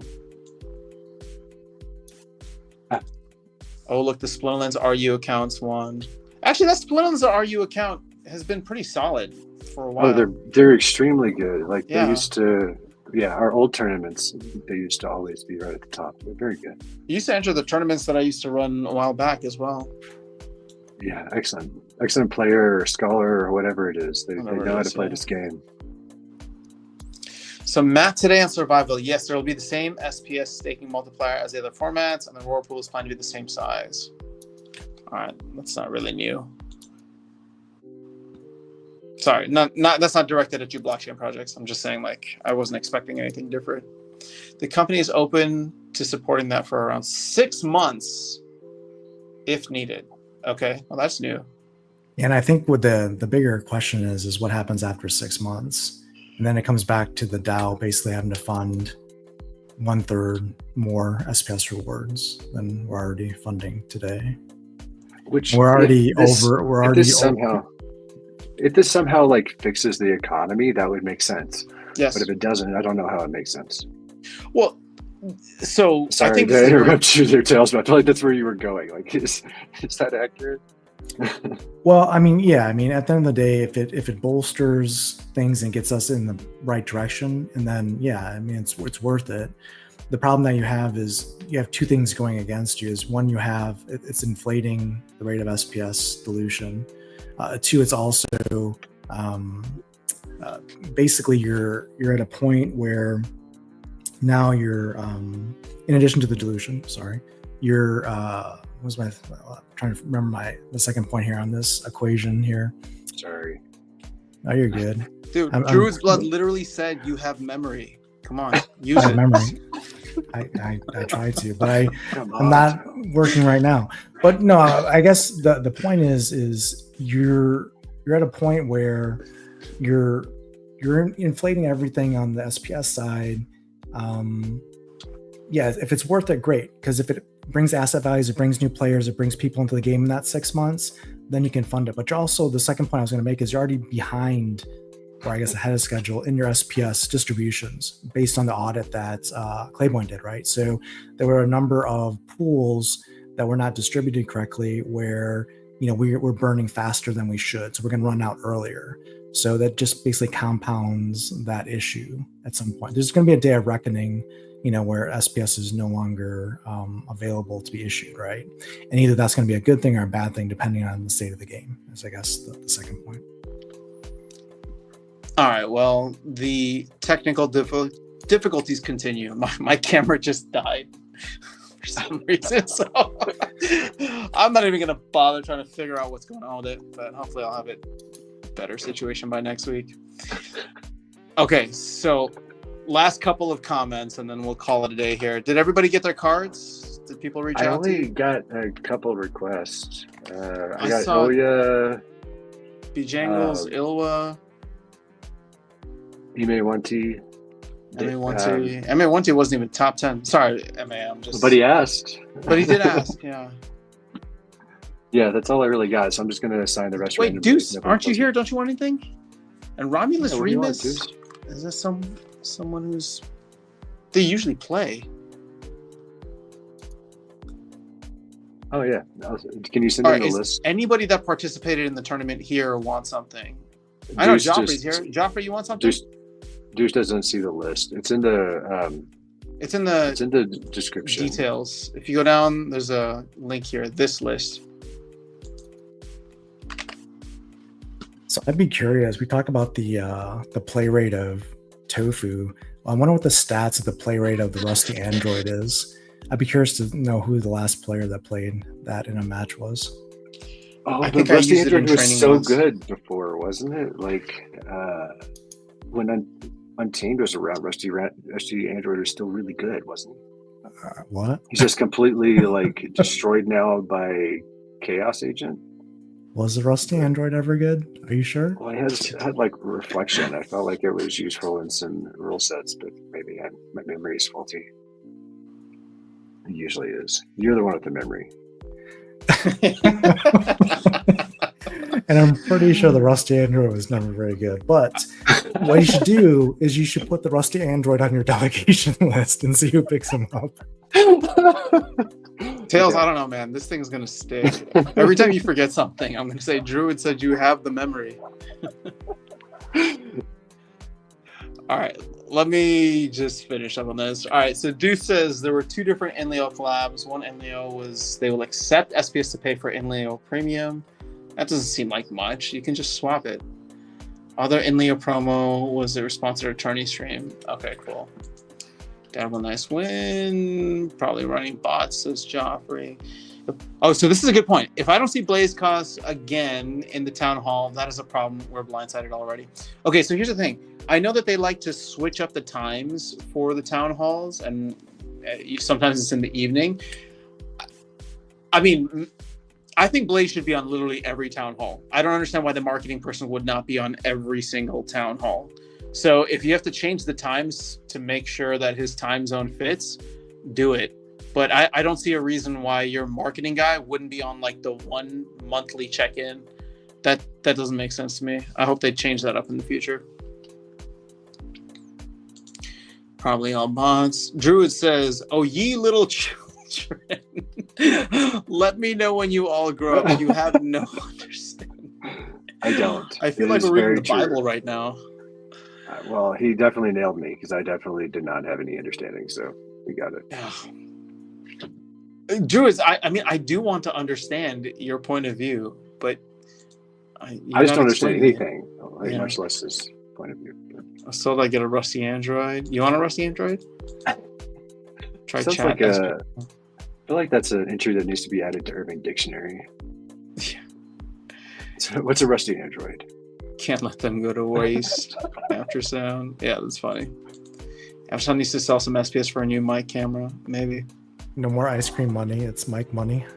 You know, I'm not going to take any ice cream money out. I won't get into the details of it yet, but I'm working on getting some land actually.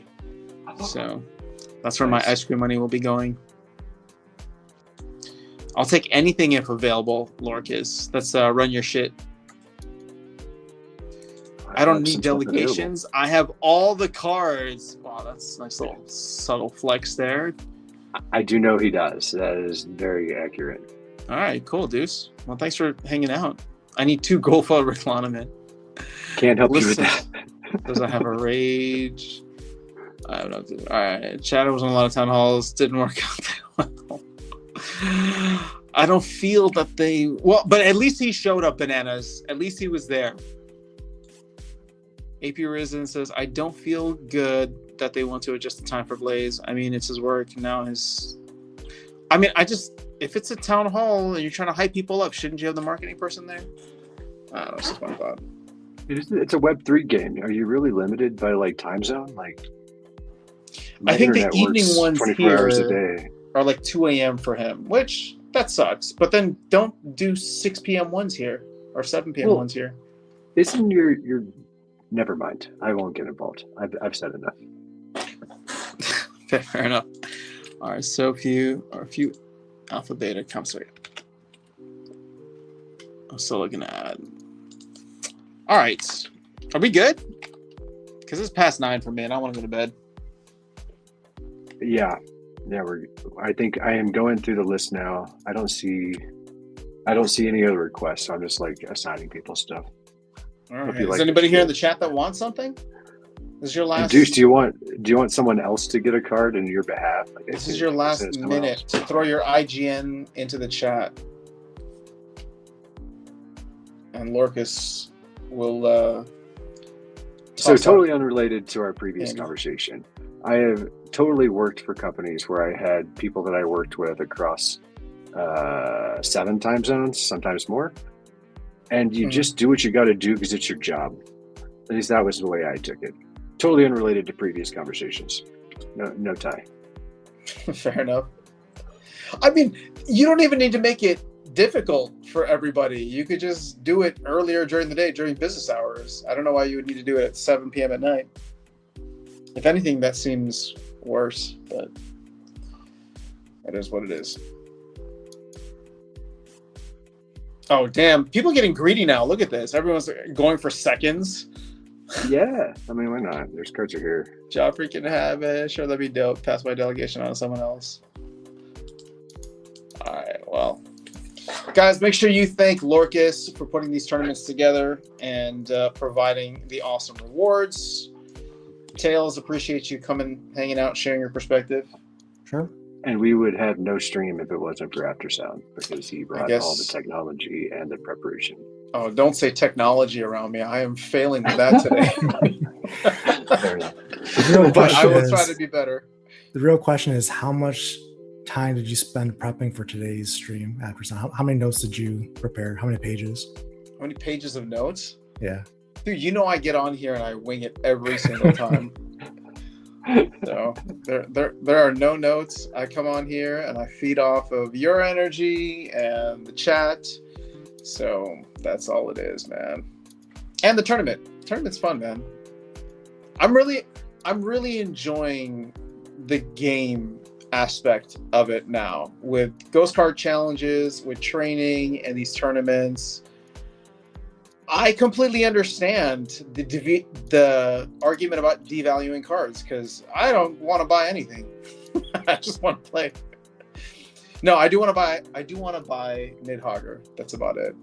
But see, that's a change. That's okay. I think we don't want to discount that because look, you would have never wanted to buy Nidhogger previously. Exactly. Unless this game mode showed you the paths to Nidhogger victory, right? So and you're not playing for rewards. Like that's the point. Game with no rewards is good. There's you to buy a card. That is a win. I'm spending more time playing this game now, this past week, than I have probably this entire year. And the reason was because I was limited by energy. And this is actually becoming a problem now. I realized it today because I sat here for 3 battles longer than I should have. Because I was like, no, I'm going to freaking make Nidhogger work. I'm going to spam him one more time. And then I finally got it. And I was like, this is not good. I have unlimited playtime now, which is not great. Well, think about it this way. Yeah. We talked about creative ways to build revenue streams for the team. Maybe you're not earning rewards and maybe you're not buying as many cards because you can use ghost cards. But what if the team, and this is going to be controversial, but what if the team had ads on the site while you were playing? Or before the battle, there was an ad or something that on the loading screen. Would you care? Probably not. Would it generate revenue for the team with a lot of people playing the game? Maybe. Would it be different? Would it be different? I mean, it's something to look into, right? I mean, yeah, it's not a nothing burger when you're more engaged in the game and playing the game more. If the company is giving you that option through a game mode, they should look to take advantage of that engagement, right? And that's what we were talking about earlier, I think. Well, I think I'm a bad example. I'm already heavily invested into the ecosystem, both financially and emotionally, right? So, like an ad wouldn't bother me, but it might bother somebody who is, exploring a bunch of different games. But I get your point. There is value of just being here and wanting to buy more cards or hold on to my SPS. Hopefully they can find something more to do with it. I would really love for the team to dig into this ghost card stuff a little bit more. I'm glad that they've provided it for us, but creating more structure around, like, here's actually what I would love. I think a wild pass would make total sense if you had a ghost card format. Now, in this ghost card format, you don't earn any rewards for each battle. You get X amount of energy per day or whatever it is. You play in this format, just like in any other format, right? You have your energy, but you don't get SPS per win. But because you have access to every card, there is a leaderboard. And at the end of the season or the end of the day or however often you want to do it, there are rewards paid out. But I would totally be paying 5,000, 10,000 DEC a season for that, just to participate and see how I stack up in a structured competitive environment against other players in the game. I think that'd be really cool. Would you need for the randomness to be reduced for that to be fun for you, or would it still be okay with the level of randomness with like misses? I mean, I paid 2,000 DEC already for the wild pass, and I accept it. It's fair enough. Yep. Okay. I was just curious, Again, like how you felt about it. So I agree that the level of RNG is too high for this to really be like a strong esports competitive type of game. But I'm not even looking for like something with like major prizes, right? I'm just saying, like, if you create a format similar to what we have now, but it's ghost card only, and you slap on a price tag of $2 to $4 or $2 to $5, it probably would be something that I would participate in. All the time, I don't know, but it would just be interesting to have, right, as a way to like play the game and have all the cards have access to all the cards, and then be a DEC sync, right? So I'm kind of spinning out on one thing you said. So by major prizes, are you referring to like the leg lamp from Christmas Story, or is there some other major prize that you were wanting? The leg lamp? Yeah. Oh. When you say major prizes, that's the only thing that comes to mind. So, okay, when I say major prizes, I'm thinking about what Parallel does, where they have like 50 grand for like these major tournaments. I'm not talking about that. I'm saying, like, even if you were to bring over the leaderboards of like 200,000 DEC, which is like $200 every season or $400 a month, I think that would probably be more than enough. But again, what are people playing for? It should be the experience of participating. And maybe 5,000 DEC is too much. Maybe 2,000 DEC is too much, right? But whatever it is, there's a price tag on it that people have to pay, and you find whatever that, that right number is. Yeah, so. I think you got a point that there is a right spot for this. It's just an idea, right? Because again, I'm playing way more now because I really enjoy the game. How can we make more structured competitive environments for this? Again, not even necessarily for the massive prizes that could be won. It's even just the bragging rights, right? Like, we get together every Thursday here, play these tournaments, and there's a lot of similar names. It's cool to win some win over some of the people certain weeks, and you lose other weeks. It is what it is. Oh wow! I was really slow to this, but did you see the People's Guild post about trying to get people into the game and getting a gold for eternal tofu on the line? No, is that a comment here, or is there a post? It was a post on X. I'll send it to you. Yeah. All right. There you go. Check it out. Yeah. It's great. Even if you want to fund the rewards in a way where you're not creating more value, like think of it where if you had like a tournament or a format where half of the DEC that's received is burned and the other half is paid out as prizes, right? So the more people that participate, the higher the pool is, which is essentially like, think of like a March Madness bracket or a fantasy football type of thing. So you could keep it small, even with just maybe private groups of friends.